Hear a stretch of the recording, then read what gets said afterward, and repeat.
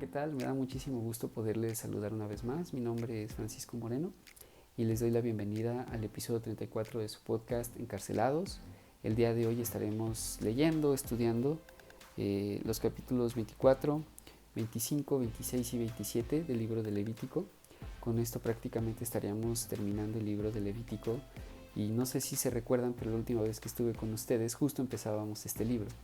Y yo en ese día les comentaba que pues era complicado tratar de tomar de manera literal cada una de las enseñanzas que vienen en ese libro, puesto que muchas de esas enseñanzas son para el sacerdocio de ese tiempo y cómo los judíos establecieron pues su nación una vez que salieron de Egipto. Establecieron su nación no en un sentido como político, sino que aquí interviene o se establece toda la identidad religiosa de los judíos a través de Aarón, que es el sacerdote. Los judíos podían acercarse a Dios. Leímos a lo largo de todo este libro cómo diferentes sacrificios y diferentes ceremonias correspondían a diferentes situaciones con las cuales el pueblo se podía acercar a Dios. Vemos también que el Señor exige de Aarón y de su familia ciertas cosas, cierta conducta, cierta vestimenta incluso, porque pues al final del día ellos eran ese vínculo por el cual el pueblo se podía conectar con Dios. Y regresando un poco al argumento que les decía al inicio, es un poquito complicado tratar de llevar estas enseñanzas de una manera literal, pero sí podemos sacar diferentes principios y preceptos de lo que le agrada y de lo que no le agrada a Dios. Y bueno, ya entrados un poquito más específicos en los capítulos que vamos a leer el día de hoy, en el capítulo 24 tenemos la iluminación del santuario, como el Señor exige que estén ardiendo estas lámparas toda la noche como señal de que el Señor está ahí. Vemos incluso también los panes ofrecidos del Señor, que igual habla de 12 panes que representan las 12 tribus de Israel y bueno, las implicaciones que esto lleva. Y bueno, también habla incluso de la lapidación de un blasfemo. Hay una historia ahí un poquito intensa con respecto a un judío que era hijo de una madre judía y padre de un egipcio. Y bueno, ya lo leerán ustedes, pero sí es una situación ahí un poquito más complicada. Pero ¿qué voy con esto? Que hermanos, la comunión con Dios y su nombre, el mencionar su nombre, pues ahorita se ha relajado un poco la cosa, pero si nosotros leemos estos textos no era cosa menor. Era algo que incluso cometer un error con respecto a estos temas podía costarte la vida. Entonces, hermanos, vuelvo a lo mismo, es complicado tratar de aplicar esta ley al pie de la letra como viene, así de una manera literal, porque pues obviamente no nos vamos a agarrar a pedradas a nadie hoy en día, espero, pero sí ver de qué manera el Señor se lava, ¿no? Esta parte de usar su nombre en vano. Habla incluso de la ley del talión, que muchos nosotros conocemos, ojo por ojo, diente por diente, como antes el Señor pues sí establecía eso, ¿no? O sea, tú le haces daño a tu hermano, tú tienes que recibir ese daño para que sepas lo que él sufrió. Sin embargo, pues sabemos que cuando viene Jesús, pues todo esto cambia, ¿no? En el capítulo 25 habla del año sabático y del año del jubileo.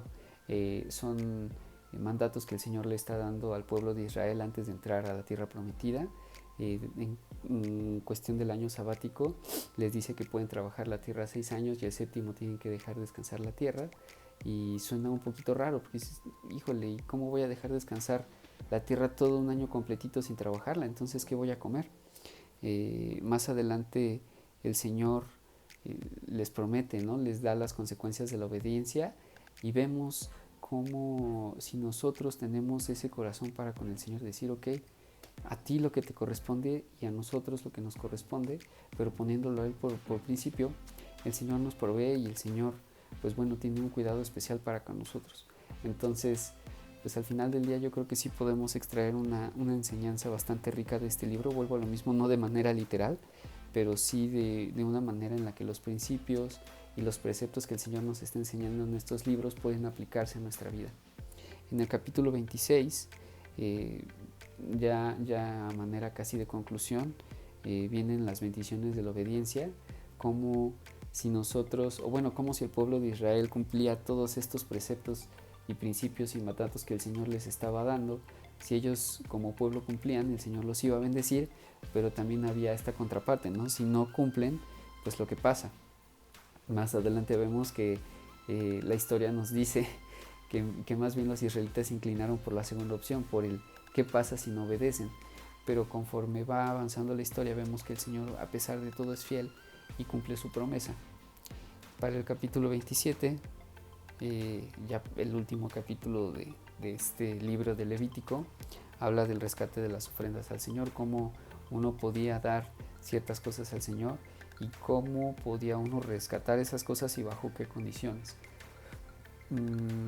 Vuelvo a lo mismo, son ahorita leyes que es complicado aplicarlas al día de hoy para la iglesia, pero creo que sí hay enseñanza en todo esto.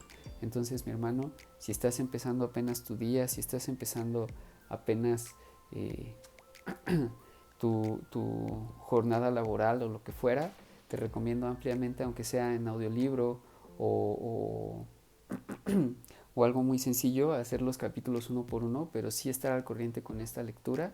Yo te animo a que no decaigas, a que sigamos siendo constantes, porque al final del día todo esto pues, es un beneficio para nosotros a nivel espiritual. Me dio muchísimo gusto poderles saludar una vez más. Espero que estos capítulos sean buenos para tu vida, que estos capítulos del Levítico hagan en ti reflexionar algo diferente. Por mi parte, pues lo hicieron, pero pues al final del día sabemos que la relación con Dios es personal. Entonces, pues te animo y te doy gracias por estar conectándote a estos episodios de este podcast. Y bueno, no decaigas, hermano. Hasta luego. Bye.